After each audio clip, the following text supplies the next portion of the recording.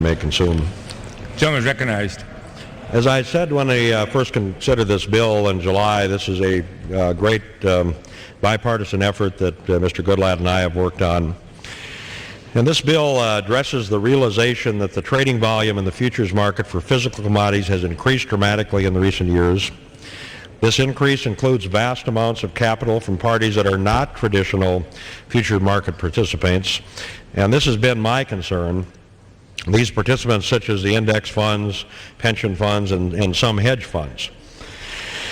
The presence of this additional capital has raised concerns in our committee that the resulting futures market prices may not accurately represent the forces of supply and demand, nor may they fundamentally support at the local selling points where those in the producing and selling of the commodities are doing business. Mr. Speaker, this debate is more than just the presence of speculators in the futures market.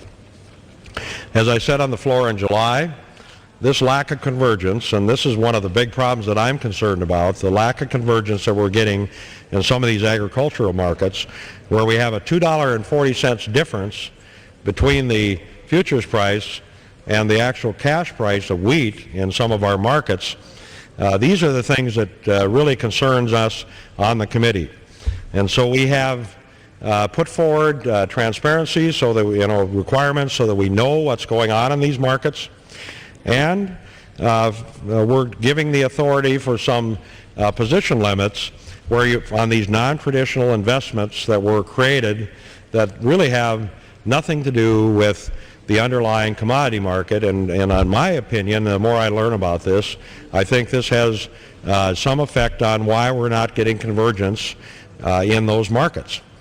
So we believe this is a modest step that addresses the concerns that have been identified to the committee, and we're going to continue to work on this. We're going to continue to get information from the CFTC and other sources as to what's going on in these markets, and we'll see how this progresses through this Congress. But I can tell people, if this is not resolved in this Congress, we will take this up in the next Congress to address these issues. Mr. Speaker, thank you, and again I want to thank my good friend Mr. Goodlatte for the great work he did with us on this bill. Like any bill, it's not perfect, but it's I think a step in the right direction, and we take very seriously our responsibility and the jurisdiction that we have in making sure that the CFTC is doing the proper oversight, the proper job, and that we're getting convergence in these markets so that they work for people that need them on a day-to-day basis. This is the almost the exact same bill that received 275 votes on a bipartisan basis on July 30th. At one time, we were up to 291 votes. At one time, we had 2/3, but it voted away.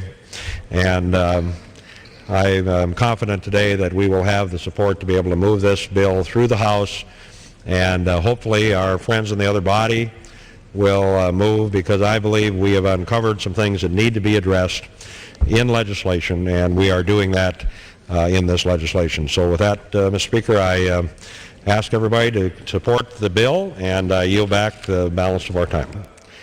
First of all, we were delayed in getting something done with this bill back in July, when at one time we had the votes to pass this under suspension, and then the votes eroded away. This is going to delay the process again, and beyond delay, because it says promptly, it will have the effect of us not being able to move this bill in the House before we're out of here for the elections. And as chairman of the committee and somebody that's worked on this, I disagree with that. I think we need to move this, irrespective of whatever's going to happen in the other body or with the administration. I think this has the effect of killing the bill, because we won't have the time to deal with this.